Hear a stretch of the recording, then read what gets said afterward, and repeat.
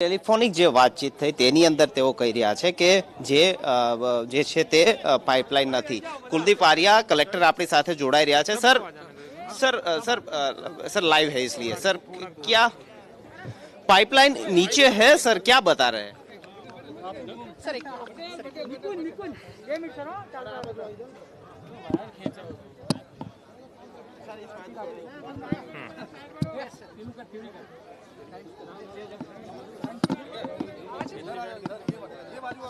जी कुलदीप आर्या જે છે તે વાત કરશે. સર પાઇપલાઇન છે નીચે, શું પ્રાથમિક માહિતી મળી? जी सर क्या जानकारी मिली है सर? जी સવારે 7:30 વાગે એ બ્લાસ્ટ થયો છે. પંચવટી એરિયામાં જ્યાં તમે ઊભા છો, ગાર્ડન સિટી સોસાયટી છે, એમાં 2 મકાન કમ્પ્લીટલી ડેમેજ થયા છે. એમાં એક મકાન જો બંધ હાલતમાં હતો, આ મકાનમાં આ બ્લાસ્ટ થયો છે ને બાજુનો મકાન જ્યાં 3 લોકો ભાડુઆત તરીકે રહેતા હતા એ ઈજાગ્રસ્ત થયા છે અને એમાંથી એક જો ભાઈ હતા એમનું એ ડેથ પણ થઈ છે. બીજી એમની વાઈફ જો છે એ હોસ્પિટલાઇઝ છે અને એમની મધર પણ હોસ્પિટલાઇઝ છે.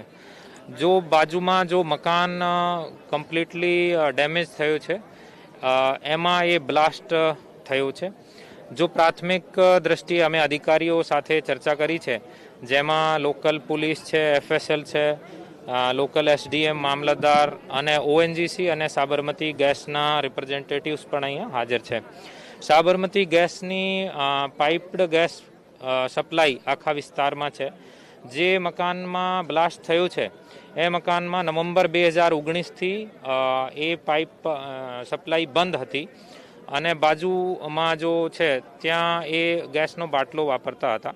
પ્રથમ દ્રષ્ટ્યા એ આવી રહ્યો છે કે જ્યાં મકાન બંધ હતો ત્યાં ગેસના લીકેજના કારણે, ડોમેસ્ટિક ગેસના લીકેજને કારણે આ ઘટના બની છે. છતાં FSL તપાસ કરશે અને એક ઇન્સિડન્ટ રિપોર્ટ અમને આપશે. ત્યાર પછી અમને આખા ઘટનાક્રમના મૂળમાં શું હતો એ જાણ થશે. ધન્યવાદ.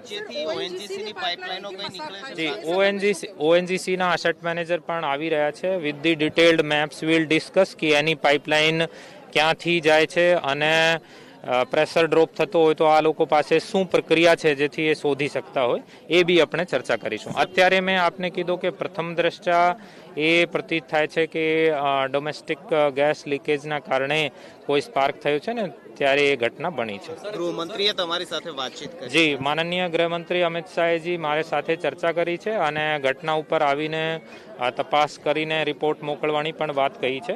અમે દરેક એજન્સીના સંપર્કમાં છીએ અને જ્યારે કાટમાળ હટશે અને વધુ માહિતી મારી પાસે આવશે ત્યાર પછી એમાં અમે વધુ કહી શકીશું. પાછળની સાઈડમાં પણ એક ONGC